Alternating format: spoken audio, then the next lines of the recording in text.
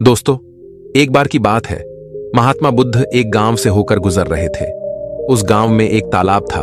महात्मा बुद्ध और उनके सभी शिष्य तालाब के पास आकर रुक गए। तभी वहां पर एक लड़का अपनी मां के साथ पानी भरने आया। उस लड़के की नजर महात्मा बुद्ध पर पड़ी। वो महात्मा बुद्ध को पहले से ही जानता था। वह जानता था कि महात्मा बुद्ध बहुत ज्ञानी है और वो सभी के प्रश्नों का उत्तर देते। वह तुरंत ही महात्मा बुद्ध के पास पहुंचा। उसने महात्मा बुद्ध को प्रणाम किया और कहा, हे बुद्ध, मैं अपने जीवन में कुछ बहुत बड़ा करना चाहता हूं, लेकिन जब भी मैं कुछ करना चाहता हूं तो वो मुझसे संपूर्ण तरह से नहीं हो पाता। मुझे तो कुछ समझ ही नहीं आता कि आखिर में क्या गलती कर रहा हूं। इसलिए मैं आज आपसे यही प्रश्न पूछने आया कि लक्ष्य को पाने के लिए ऐसी कौन सी कठिनाइयां हैं जो हमें पार करनी होगी। महात्मा बुद्ध उस लड़के को देखकर मुस्कुराने लगे और उस लड़के से कहते हैं, जब तक तुम अपने लक्ष्य की ओर कदम नहीं बढ़ाओगे तब तक सफलता से जुड़ा हुआ हर एक प्रश्न, हर एक उत्तर अधूरा है। महात्मा बुद्ध इतना कहकर अपने सभी शिष्यों के साथ वहां से आगे की ओर चल पड़े। वो लड़का भी अपनी मां के साथ वापस अपने घर लौट आया। अगले दिन जब वो लड़का अपनी मां के साथ वापस उस तालाब पर पानी भरने आया तो उसने देखा कि तालाब में जो कमल की केवल कलियां थी, आज वो पूरी तरह से खिल चुकी है और पूरे के पूरे तालाब में केवल कमल के फूल ही नजर आ रहे। उस लड़के की मां को अपनी आंखों पर यकीन नहीं हो रहा था। उस पर उसकी मां कहती है, बेमौसम इतने सारे फूल एक साथ खिलना, ऐसी घटना तो मैंने आज तक नहीं सुनी। ऐसा अवश्य ही महात्मा बुद्ध के यहां पर आने के कारण हुआ है, अर्थात ये उनका ही प्रभाव है। ये सुन वो लड़का सोच में पड़ गया। उसने तुरंत ही तालाब से एक कमल का फूल तोड़ा और मन ही मन ये सोचने लगा, यदि यह महात्मा बुद्ध के प्रभाव के कारण हुआ है तो मुझे अवश्य ही महात्मा बुद्ध से मिलना चाहिए। शायद हो सकता है कि वो मुझे कुछ प्रेरणा देना चाहते हैं। ऐसा सोचते सोचते उस लड़के ने यह भी मन बना लिया कि वह महात्मा बुद्ध से अवश्य मिलेगा। और साथ ही उसके मन में महात्मा बुद्ध की वो आवाज गूंज रही थी कि जब तक तुम लक्ष्य की ओर कदम ही नहीं बढ़ाओगे तब तक सफलता से जुड़ा हर प्रश्न, हर उत्तर अधूरा है। तभी उस लड़के ने वह कमल का फूल एक छोटे से मटके में रख लिया और उसने मन ही मन यह मन बना लिया कि वह महात्मा बुद्ध से मिलकर रहेगा और उसके मन में जो भी प्रश्न है वह उनसे उनके उत्तर जानकर रहेगा। उस लड़के ने तुरंत ही अपनी मां से कहा, मां, मैं महात्मा बुद्ध से मिलने जा रहा हूं। वो अब तक बहुत आगे नहीं निकले होंगे। यदि मैं जल्दी जल्दी चलूंगा तो एक दिन में उन तक पहुंच ही जाऊंगा और फिर एक दो दिन में मिलकर मैं वापस घर लौट आऊंगा। उसकी मां ने उसे समझाने की कोशिश की, लेकिन वो लड़का नहीं माना। वो तुरंत सफर की ओर निकल पड़ा। वो मार्ग पर तेजी से आगे बढ़ रहा था। जल्दी जल्दी चलते हुए उसने बहुत कम समय में अपना गांव पार कर लिया, लेकिन अब इसी कारण वो थकने भी लगा था और उसकी रफ्तार भी धीमी पड़ रही थी। उस लड़के का जोश भी अब खत्म होता जा रहा था। धीरे धीरे चलते चलते वह जंगल के रास्ते आ पहुंचा और जंगल को देखकर उसके मन में एक डर उत्पन्न हुआ। उसने सोचा कि मैंने आज तक कभी जंगल पार नहीं किया है और इस जंगल में तो कई जंगली जानवर भी हैं। यदि मैं रास्ता भटक गया तो मैं महात्मा बुद्ध तक कभी नहीं पहुंच पाऊंगा, और यदि मैं किसी गलत रास्ते पर चला गया तो मुझे कम से कम 2 दिन और लगेंगे महात्मा बुद्ध तक पहुंचने के लिए, और यदि वो मुझसे बहुत आगे निकल गए तो मुझे बाकी रास्ते भी पता नहीं चल पाएंगे और फिर मैं उनसे कभी नहीं मिल पाऊंगा। वो लड़का इसी सोच विचार में पड़ा हुआ था। तभी उसने देखा कि उसी रास्ते से एक घुड़सवार आ रहा था। लड़के ने उस घुड़सवार से कहा, भाई, मुझे जंगल पार करवा दीजिए। मुझे महात्मा बुद्ध से मिलना है। मुझे ये कमल उन्हें देना है। क्या आप मुझे जंगल पार करवा सकते हैं? इस पर सवाल कहता है, बेटा देखो, मैं तुम्हें ले तो नहीं जा सकता, लेकिन मैं तुम्हारी मदद जरूर कर सकता हूं। यदि तुम चाहो तो यह कमल वाला मटका मुझे दे दो, मैं इसे महात्मा बुद्ध तक पहुंचा दूंगा। उस घुड़सवार की यह बात सुनकर वो लड़का एक बार फिर से सोच विचार में पड़ गया और सोचने लगा, यदि मैं पैदल जाऊंगा तो मुझे बहुत समय लग जाएगा और पता नहीं मैं महात्मा बुद्ध तक पहुंच भी पाऊंगा या नहीं। अगर मैं ये कमल वाला मटका घुड़सवार को दे देता हूं तो ये घुड़सवार घोड़े से बहुत जल्दी महात्मा बुद्ध तक पहुंच जाएगा और उन्हें यह कमल जरूर दे देगा। इससे मेरा काम भी आसान हो जाएगा और मेरा काम बहुत जल्द पूरा भी हो जाएगा। काफी कुछ सोच विचार करने के बाद उसने तय किया कि वो ये कमल का फूल उस घुड़सवार को दे देगा। ये सोचकर उस मटके को उस घुड़सवार को थमाने ही वाला था कि तभी उसे याद आया कि इस कमल के पीछे उसका क्या उद्देश्य है, वो किस मकसद से इस कमल को महात्मा बुद्ध के पास ले जा रहा है। तभी उस लड़के के मन में एक और विचार उत्पन्न हुआ, यदि मैं इस कमाल को लेकर महात्मा बुद्ध तक नहीं पहुंचा तो फिर मेरा जो प्रश्न है मैं उनके उत्तर कैसे जान पाऊंगा। और हो सकता है कि मुझे मेरे जीवन में बस ये एक ही मौका मिला है जिसमें मैं महात्मा बुद्ध से मिल सकता हूं और अपने सभी प्रश्नों के उत्तर पा सकता हूं। हो सकता है कि दोबारा मुझे ये अवसर ना मिले, इसलिए मैं ये मटका नहीं दूंगा। मैं इसे स्वयं ही महात्मा बुद्ध तक पहुंच जाऊंगा। काफी कुछ सोच विचार करने के बाद उसने घुड़सवार से कहा, देखिए, ये मटका तो मैं खुद ही उन तक ले जाना चाहता हूं, क्योंकि मेरा उनसे मिलना बहुत जरूरी है। मेरे मन में कई प्रश्न हैं जो मैं उनसे जानना चाहता हूं, इसीलिए यह फूल मैं ही उन्हें दूंगा। इसलिए कृपया करके मुझे जंगल से बाहर निकलने का रास्ता बता दीजिए, मैं स्वयं ही चला जाऊंगा। इस पर उस घुड़सवार ने उस लड़के को जंगल से बाहर जाने का रास्ता बता दिया और उस मार्ग पर आगे की ओर बढ़ चला। वो जल्दी जल्दी मार्ग में आगे बढ़ रहा था और देखते ही देखते शाम का वक्त भी होने आया था। तभी उस लड़के के मन में एक और विचार आया और वो ये सोचने लगा, यदि शाम के वक्त मैं इस जंगल में भटक गया तो मेरा क्या होगा? मैं महात्मा बुद्ध तक कैसे पहुंच पाऊंगा?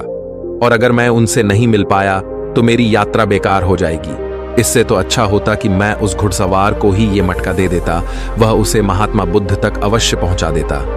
मुझे तो घर लौट जाना चाहिए था, यही मेरे लिए बेहतर होता। इस प्रकार उस लड़के के मन में तरह तरह के विचार उत्पन्न हो रहे थे। ऐसा होगा तो क्या होगा, वैसा हो जाएगा तो क्या होगा, यदि मैं भटक गया तो क्या होगा। तभी उस लड़के ने उस कमल की ओर देखा। उस कमल से ही उसे महात्मा बुद्ध की याद आई। महात्मा बुद्ध के चेहरे पर वो असीम शांति थी, उसे महात्मा बुद्ध की वो मुस्कान याद आई। तभी उसके मन में एक और विचार उत्पन्न हुआ, जिनके आने से हमारे तालाब में इस प्रकार अनेक को फूल खिल गए, जिसके साथ होने से हमारे मन को प्रेरणा मिलती है, जिनके चेहरे पर वो असीम शांति है, जिनसे मिलकर मेरा मन शांत हो जाता है। यदि मैं उनसे मिल पाऊं तो मुझे कितना कुछ सीखने को मिलेगा। ऐसा सोचते ही उसके मन में एक बार फिर से महात्मा बुद्ध से मिलने की प्रेरणा जाग उठी और वो निश्चिंत होकर अपने मार्ग में आगे की ओर बढ़ता चला जा रहा था। काफी दूर आगे चलने के बाद जंगल खत्म होने लगा। तब उसने महसूस किया कि जब जब वो अपनी इस यात्रा का उद्देश्य याद करता है, जब ये याद करता है कि वो महात्मा बुद्ध से क्यों मिलना चाहता है, तब तक उसके राह की मुश्किलें कम होने लगती है। और यही वास्तविकता है, यही हम सभी के साथ होता है, फिर चाहे वो कोई छात्र हो या फिर व्यापारी। जब जब इंसान खुद पर शक करता है, खुद पर संदेह करता है, तब तक वह रुकावटें बड़ा रूप ले लेती है। और जब हम अपने लक्ष्य को याद रखते हैं, अर्थात अपना उद्देश्य याद रखते हैं, तब तक वो रुकावटें हमारे सामने छोटी पड़ जाती है और हम उसे आसानी से पार करके अपने लक्ष्य की ओर आगे बढ़ चलते। इस पर उस लड़के ने यह महसूस किया कि उसे अपना लक्ष्य याद रखना है, उसे अपना उद्देश्य याद रखना है और छोटे छोटे कदमों से आगे की ओर बढ़ते जाना है। उसके बाद उस लड़के ने सारी चिंताएं छोड़ दी, वह केवल सफर पे आगे की ओर बढ़ता जा रहा था। लेकिन इस बीच वो चलते चलते काफी थक चुका था और जैसे ही उसने जंगल पार किया, तभी जंगल के ऊपर उसे एक छोटी सी कुटिया नजर आई। वहां पर एक सुंदर स्त्री रहती थी। लड़का काफी थक चुका था और उसे बहुत जोरों की प्यास लगी थी। वो लड़का उस कुटिया में गया, वहां पर उस स्त्री से उसने पानी मांगा। इस बार उस स्त्री ने उस लड़के को पानी पिलाया। तभी वह स्त्री उस लड़के से कहती है, आखिर तुम महात्मा बुद्ध से क्यों मिलना चाहते हो? इस पर वह लड़का कहता है, मेरे मन में कुछ प्रश्न हैं और मैं उन प्रश्नों का उत्तर जानना चाहता हूं और मेरे पास केवल ये एक ही अवसर है, इसलिए मुझे उनसे मिलना ही है। वह लड़का उसी तरह से अपनी बातें कर ही रहा था। उधर दूसरी तरफ उस स्त्री के मन में उस लड़के के प्रति प्रेम जाग रहा था कि उस लड़के को पसंद करने लगी थी। वो लड़की उस लड़के को रोकना चाहती थी। वो उससे कहती है, आज की रात तुम यहीं रुक जाओ, वैसे भी शाम होने को है और बहुत जल्द रात भी हो जाएगी। ऐसे में तुम कहाँ जाओगे? इससे अच्छा है आज तुम यहीं पर रुक जाओ। आज हमारे बगल में ही शादी है, वहां पर नाच गाना होगा, खाना पीना होगा, बहुत मजा आएगा। इसीलिए आज रात तुम यहीं पर रुक जाओ। उस स्त्री के मुख से यह सुनकर वो लड़का यह समझ चुका था कि यह स्त्री मुझे पसंद करती है और वह बहुत सुंदर भी है। उसकी सुंदरता को निहारते हुए वो लड़का मन ही मन ये सोच रहा था कि यदि मैं इस तरह से दोस्ती कर लूं तो मेरा जीवन तो समझ जाएगा, मुझे जीवन का मजा आ जाएगा, और वैसे भी आज रात तक तो मैं महात्मा बुद्ध से मिल भी नहीं पाऊंगा, तो क्यों ना मैं यहीं पर रुक जाऊं। तभी उस लड़के ने जवाब देते हुए कहा, मैं कुछ देर में सोच कर बताता हूं। लड़का इस विषय पर सोच ही रहा था कि तभी उसके मन में एक बार फिर से महात्मा बुद्ध की वो बात याद आ गई और उसे यह एहसास हुआ कि मैं इतनी दूर से यहां पर क्यों आया हूं। उसने मन ही मन खुद से प्रश्न किया, क्या मैं यहां पर इतनी दूर इस लड़की से मित्रता करने आया था? नहीं नहीं, ये मेरी मित्र नहीं बन सकती। क्या भरोसा आज को इसका मन मुझ पर आया है और कल को किसी और पर आ गया तो मैं क्या करूंगा। लड़के ने तुरंत ही उस कमल की ओर देखा, तभी उसे उसका उद्देश्य याद आ गया और उसने तुरंत ही यह निर्णय लिया कि वह आगे की ओर बढ़ेगा। उसने उस लड़की को साफ साफ मना कर दिया और अपने मार्ग की ओर आगे बढ़ चला। जब वो आगे की ओर जा रहा था तभी उसे अपने इस निर्णय पर अफसोस हो रहा था। उसे ऐसा लग रहा था यदि उसे महात्मा बुद्ध ना मिले तो उसके हाथ से ये स्त्री भी चली जाएगी। इस बात का उसे बहुत मलाल था, लेकिन वह धीरे धीरे मार्ग में आगे बढ़ता गया। कुछ दूर आगे जाने के बाद जब उसका मन शांत हुआ तब उसे इस बात का एहसास हुआ कि यदि वह उस स्त्री के पास रुक जाता तो वह अपने उद्देश्य में कभी सफल नहीं हो पाता और उसकी ये यात्रा बेकार हो जाती, उसकी इतनी मेहनत व्यर्थ हो जाती। और तब उसे एक और चीज का एहसास हुआ कि जो भी व्यक्ति या फिर वस्तु हमें अपने उद्देश्य से भटकाने का प्रयास करे, हमें उससे तुरंत ही दूर हो जाना चाहिए। हमें अपना उद्देश्य याद रखना चाहिए कि हमने ये सफर क्यों शुरू किया था और हम अपनी मंजिल पर क्यों पहुंचना चाहते हैं।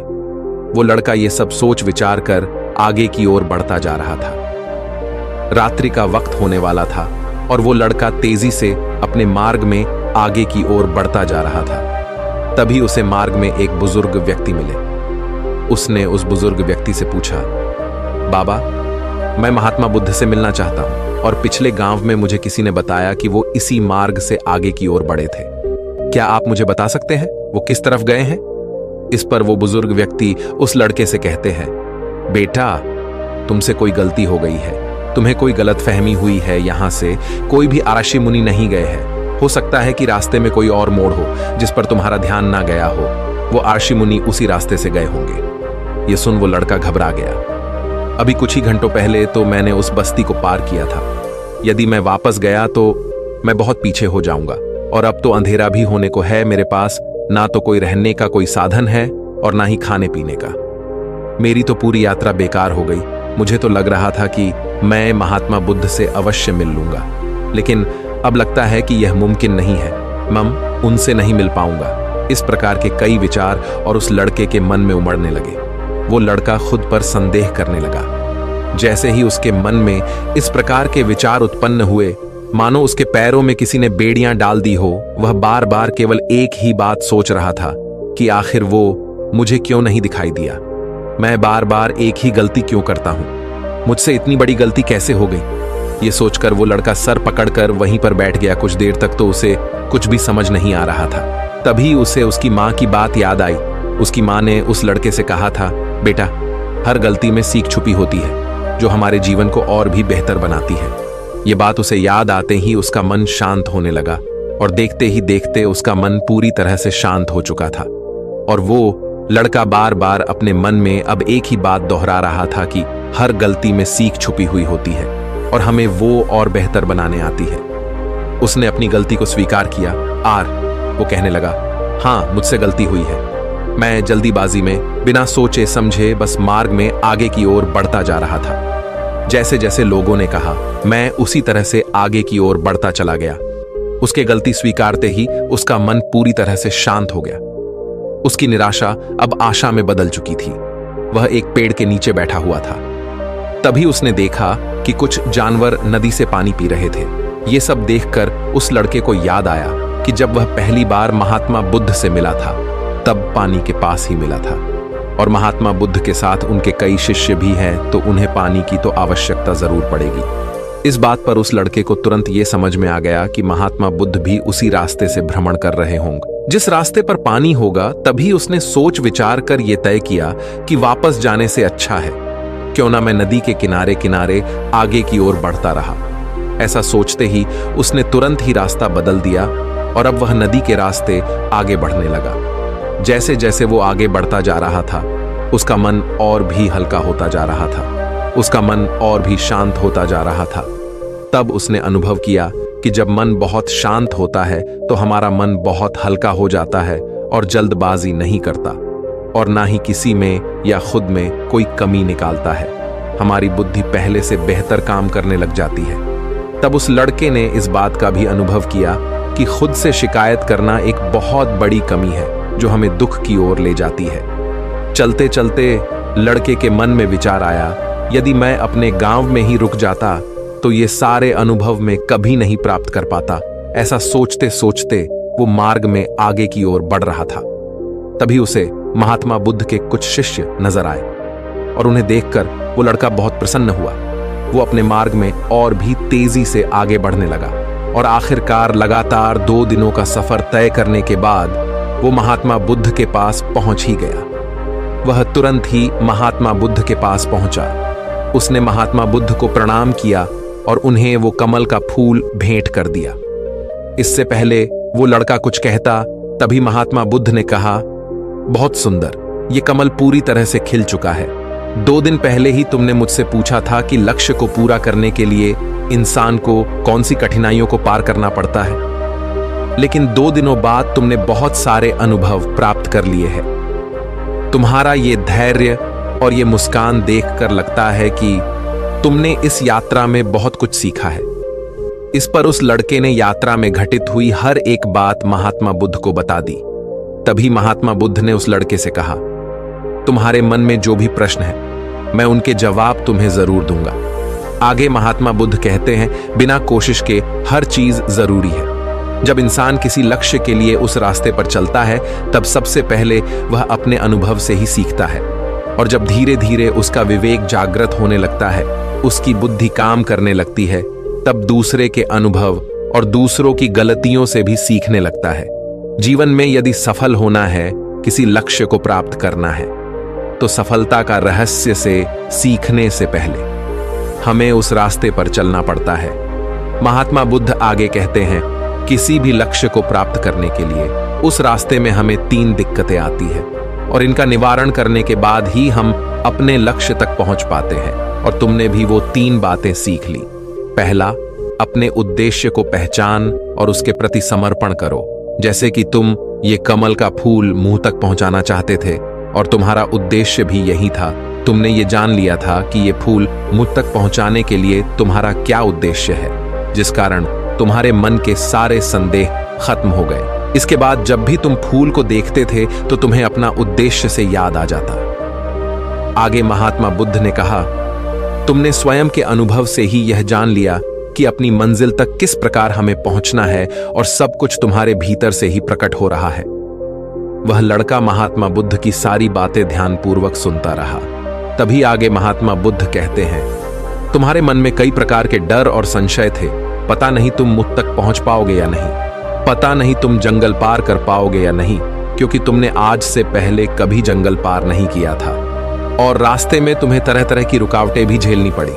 और जब हमारे रास्ते में तरह तरह की रुकावटें उत्पन्न होती है तब हमारा मन बाधित होने लगता है, हमारा मन भटकने लगता है और हम अपने लक्ष्य से भटक जाते हैं। लेकिन जब हम अपना सारा ध्यान रुकावटों से हटाकर अपने उद्देश्य पर लगाते हैं तो सारी रुकावटें खुद ब खुद छोटी पड़ने लगती है और हम उन्हें आसानी से पार कर ले जाते हैं। शुरुआत में हर किसी की यही समस्या है कि वह यह नहीं जानता कि आखिर वो सफल क्यों होना चाहता है, क्यों वो कुछ करना चाहता है। इसी कारण उनके सामने परेशानियां भी बहुत ज्यादा होती हैं और वह उन परेशानियों के सामने घुटने टेक देते। लेकिन जैसे जैसे आप आगे बढ़ते हैं, अपने लक्ष्य के प्रति समर्पित हो जाते हैं, तो वैसे वैसे चलते जाना आसान हो जाता है और हम अपने लक्ष्य तक पहुंच ही जाते हैं। आगे महात्मा बुद्ध उस लड़के को तीसरी बात बताते हुए कहते हैं, असली शक्ति इच्छाओं को पूरा करने में नहीं बल्कि उनको मिटाने में कहते हैं कि हम जानते हुए भी सही काम नहीं करते। अगर हम अपने उद्देश्य की ओर आगे बढ़ते हुए आकर्षणों को पीछे रुक जाते तो हमारी यात्रा कभी पूरी नहीं हो सकती। इसलिए जैसे इस यात्रा के दौरान तुमने फूल हमेशा अपने साथ रखा, अपने पास रखा, वैसे ही उद्देश्य हमेशा सामने रखना चाहिए। हमारा लक्ष्य हमेशा हमारी आंखों के सामने होना चाहिए। इससे हमें निर्णय लेने में आसानी होती है। अन्यथा हमारे मन का संदेह, हमारी मन की शंका हमें कभी भी सही निर्णय नहीं लेने देती और वह हमें मन की उलझनों में फंसाकर रख देती है। इसलिए संदेह के प्रति सचेत रहे। आगे महात्मा बुद्ध उस लड़के से कहते, बेटा, खुद पर शक करने की आदत से ज्यादा खतरनाक और कुछ भी नहीं है, क्योंकि जितना नुकसान आपके नकारात्मक विचार आपका कर सकते हैं उतना और कोई नहीं कर सकता। यदि आप खुद पर संदेह करते हैं तो आप अपने प्रयास में विफल ही हो जाओगे, क्योंकि आप अपने प्रयास पूरी ढंग से कर ही नहीं पाओगे। आप उससे बचने का प्रयास करोगे और जब तक हम अपनी गलती नहीं पहचानते तब तक हमें वो बात परेशान करती रहती है, वो हमें कमजोर बनाती रहती है। हमारे मन में केवल एक ही विचार चलते रहते हैं कि आखिर हमसे ये गलती क्यों हुई, मैं इतना नादान, इतना कमजोर कैसे हो सकता हूं, और अगर मैं आज इतना कमजोर हूं, मैं आज उस काबिल नहीं हूं, तो मैं आगे चलकर क्या कर पाऊंगा। तो इसलिए अपने आप को यह याद दिलाओ कि हर गलती में सीख छुपी हुई है और उससे सीखकर ही हमें अनुभव मिलता है और उस अनुभव से ही हम अपने लक्ष्य तक पहुंच पाते हैं। सबसे पहले अपने मन को शांत करो, बुद्धि और विवेक का प्रयोग करो और उद्देश्य की तरफ आगे बढ़ते चलो। सिर्फ इसी तरह से आप किसी भी चुनौती का सामना कर सकते हैं और बड़े से बड़े लक्ष्य को भी आसानी से हासिल कर सकते हैं। इतना कहकर महात्मा बुद्ध शांत हो गए और उस लड़के को भी महात्मा बुद्ध की सारी बातें अच्छी तरह समझ में आ चुकी थी। उसे महात्मा बुद्ध को प्रणाम किया और पूरी रात वह उन्हीं के साथ रहा। अगली सुबह वह अपने घर की ओर लौट आए। दोस्तों, आपने आज के इस वीडियो से क्या सीखा वो मुझे आपको कमेंट में जरूर बताएगा। इसी के साथ मुझे उम्मीद है कि आपको आज की वीडियो जरूर पसंद आएगी। तो लाइक और शेयर करने के साथ चैनल को सब्सक्राइब और घंटी बटन को जरूर दबा दीजिएगा। तो चलिए फिर मिलते हैं ऐसे ही एक और वीडियो में। तब तक के लिए अपना ख्याल रखिए। धन्यवाद।